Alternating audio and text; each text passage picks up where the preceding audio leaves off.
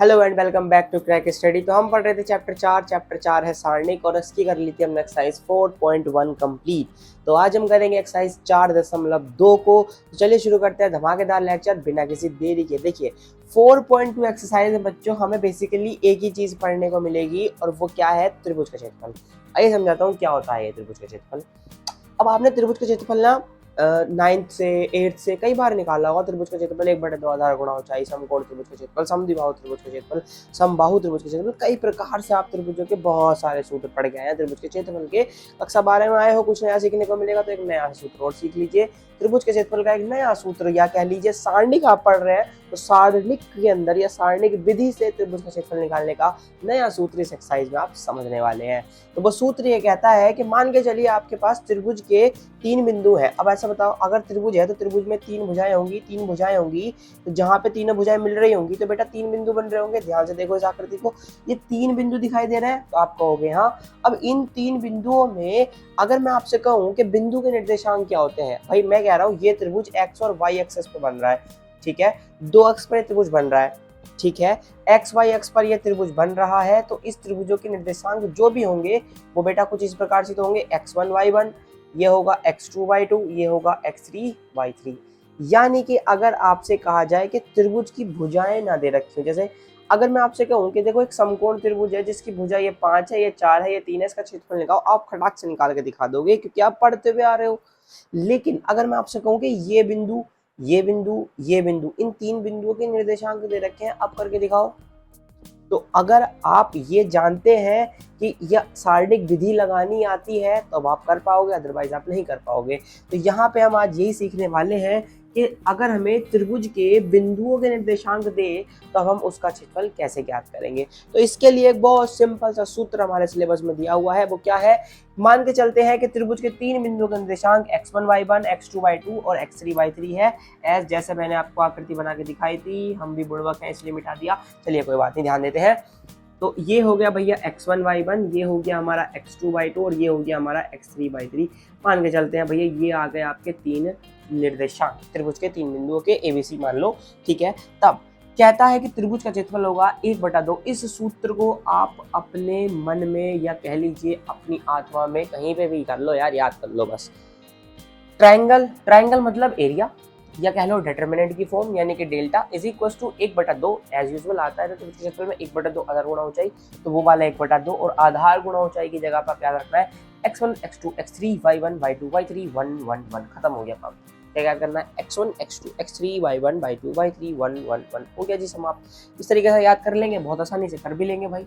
अच्छा अब इसका एग्जाम्पल, यार ये होगा तो जाएगा लेकिन इससे निकलेगा कैसे एग्जैक्ट वैल्यू, तो आइए करके दिखाते हैं। एक्सरसाइज 4.2 का पहले क्वेश्चन के 3 पार्ट है। अब पहले 3 में से मैं एक कराऊंगा। अब देखो ध्यान से यार, ये वाले में 0 0 है तो ये तो आसानी से आप कर लोगे, तो ये हो गया आपका होमवर्क, ठीक है। इसमें भी 1 1 है, ज्यादा बड़ी डिजिट नहीं है, ये भी आप कर लोगे, ये भी आपका होमवर्क।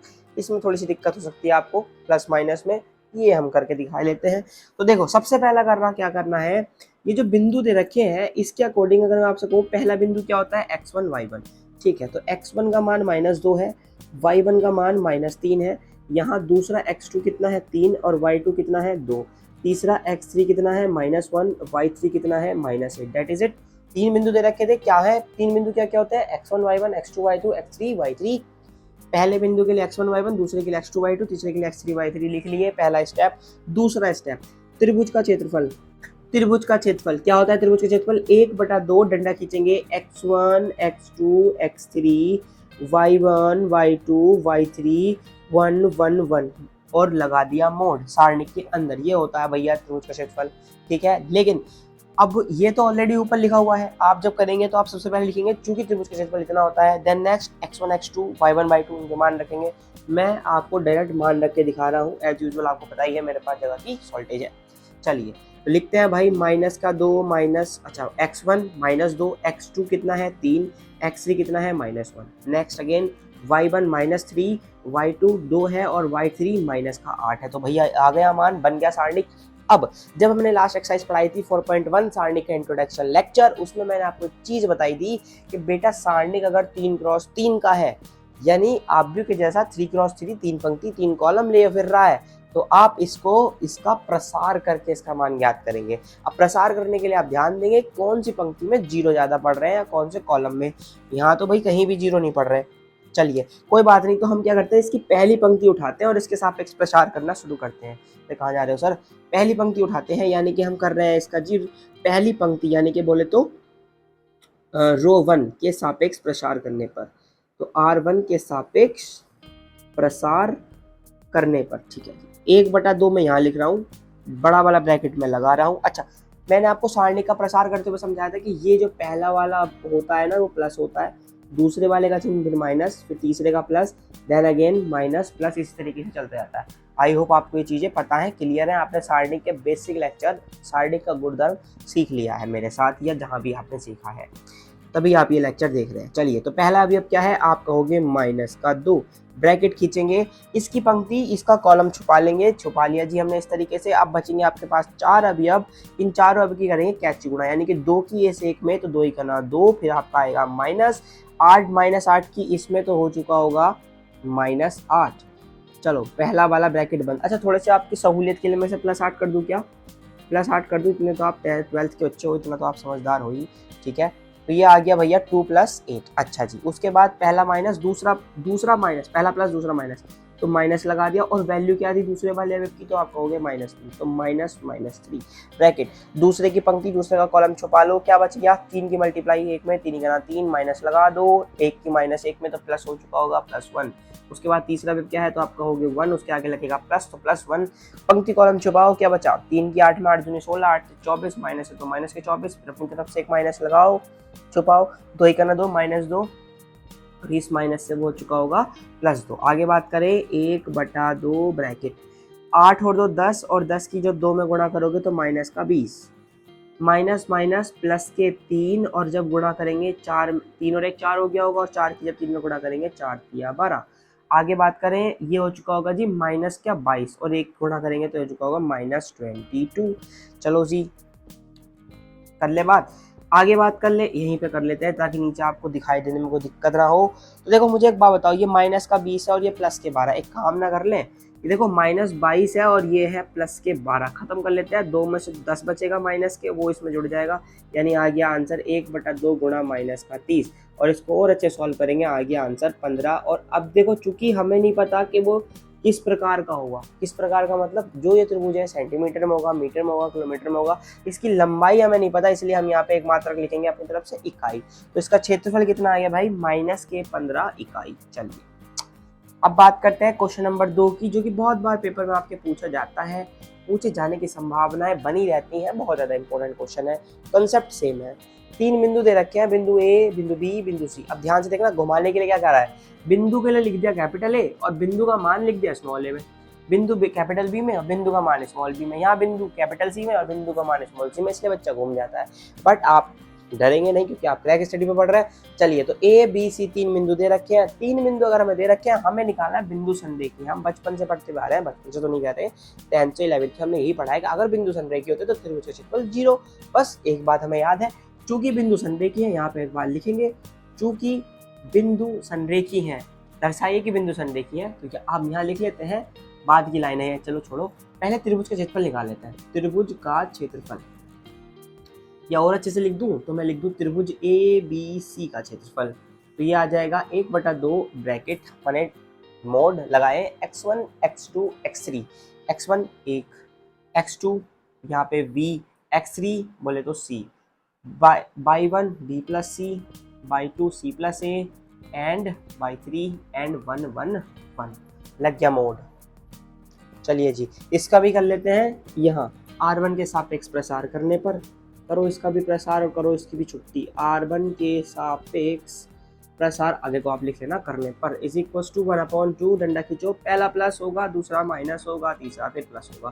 पहला प्लस यानी कि ए ब्रैकेट, ए की छुपा लो पंक्ति, छुपा लो कॉलम, क्या बचा, c + a की मल्टीप्लाई 1 में तो c + a, माइनस खींच दो, इस 1 की मल्टीप्लाई इसमें तो माइनस का a + b, ये हो गया मल्टीप्लाई। चलो यहाँ पे लगा लेते हैं मंझला वाला ब्रैकेट इस तरीके से, दूसरा वाला माइनस है तो माइनस खींचो, बी प्लस सी, मंझला ब्रैकेट लगाओ, कॉलम छुपाओ, पंक्ति छुपाओ, बी की मल्टीप्लाई 1 में तो बी, माइनस सी की मल्टीप्लाई 1 में तो सी। उसके बाद प्लस 1 लगाओ, ब्रैकेट लगा लो, मंझला वाला, पंक्ति छुपाओ, कॉलम छुपाओ, बी की मल्टीप्लाई ए प्लस बी में तो B multiply in A plus B. Then again minus लगाएंगे, C multiply on C plus A. चलो इसको नीचे लिख लेते हैं ताकि कंफ्यूजन ना हो, माइनस सी मल्टीप्लाई, चलो छोड़ो अच्छे से लिखेंगे, minus C multiply C plus ए, ला ब्रैकेट हो गया बंद। आ जाओ जी, 1/2 बड़ा वाला ब्रैकेट। चलो मल्टीप्लाई बाद में करेंगे, पहले अंदर का चिन्ह सॉल्व कर लेते हैं। तो ए ब्रैकेट सी प्लस ए, जैसे इस माइनस के अंदर गुणा करोगे तो माइनस का ए माइनस के बी, बताओ भाई हाँ हो जाएगा भाई, चिन्ह लट जाएंगे ना, माइनस की गुणा होती है, प्लस वाला माइनस, माइनस वाला प्लस। चलो ऐसे आगे चलते हैं, माइनस के बी प्लस सी है तो एक काम कर लेते हैं, बी प्लस सी, इसको एक काम कर लेते हैं, कॉमन ले लेते हैं। अच्छा एक काम करना, अच्छा सुनो सुनो सुनो सुनो सुनो, एक चीज दिखाई दे रही है क्या यार, ये है बी प्लस सी और ये है बी माइनस सी, मतलब ए प्लस बी ए माइनस बी, तो हम इसको डायरेक्टली ना लिख दे, इन दोनों को सॉल्व करके कि B square minus C square. अब ब्रैकेट का बाहर माइनस है, ध्यान रखना, ये वाला माइनस यहाँ है, ध्यान रखना, और इन दोनों को सॉल्व करके ये आया है, ठीक है। आगे प्लस 1 ब्रैकेट, ये वाला लगा लो, चलो मंजिला वाला, बी के अंदर गुणा करो, ए में करोगे तो ए बी में करोगे तो बी स्क्वायर, माइनस इस सी की जब सी में करेंगे तो सी स्क्वायर, और प्लस माइनस से प्लस, और यहाँ माइनस सी की ए में करेंगे तो ए सी। बस इस बात को अगर आप समझ गए तो भैया आप बहुत कुछ समझ गए। देखो माइनस सी की मल्टीप्लाई प्लस सी में तो माइनस का सी स्क्वायर, माइनस सी की मल्टीप्लाई प्लस का ए में तो माइनस का ए सी। अब अच्छा बड़ा वाला ब्रैकेट क्लोज करो, चलो जी, बराबर 1/2 बड़ा वाला ब्रैकेट, क्या कटा, ए से ए कटा, क्या बचा, इस ए के अंदर गुणा कर लेते हैं तो बचा ए सी, और इसमें करेंगे तो माइनस ए बी, ठीक है। इस माइनस के अंदर गुणा करें तो माइनस का बी स्क्वायर और प्लस के सी स्क्वायर। आगे बात करें इस 1 की मल्टीप्लाई तो plus A B plus B square minus C square minus A C, that is it. चलो अब काटम पिट्टी शुरू, ए सी से गया A C, minus A B plus A B खत्म, minus B square plus B square चटक गया, सी स्क्वायर चटक गया, कुछ बचा तो आप कहोगे नहीं क्या बचा, बाबा जी का अंडा, बाबा जी का अंडा, मतलब आंसर इज 0। अब लास्ट आपकी लाइन आएगी, चूंकि त्रिभुज का क्षेत्रफल 0 है, क्योंकि त्रिभुज का क्षेत्रफल 0 है इसीलिए बिंदु कैसे हो जाएंगे, तो आपका जवाब होगा संरेखी होंगे, तो इसीलिए बिंदु क्या हो जाएंगे, संरेखी हो जाएंगे। इसी के साथ आपका आज का लेक्चर और 1.4.2 का 2 क्वेश्चन हमने चटका दिए हैं, तो उम्मीद करता हूँ इसका फर्स्ट वाला और सेकंड वाला पार्ट आप कर लेंगे। चलिए लेक्चर अगर अच्छा लगा तो लाइक कर दीजिए यार, शेयर कर दीजिए अपने दोस्तों के साथ, और मिलते हैं नेक्स्ट लेक्चर में, तब तक के लिए अपना ध्यान रखिएगा and don't forget to subscribe to crack Study. चलिए take care, bye bye, see you.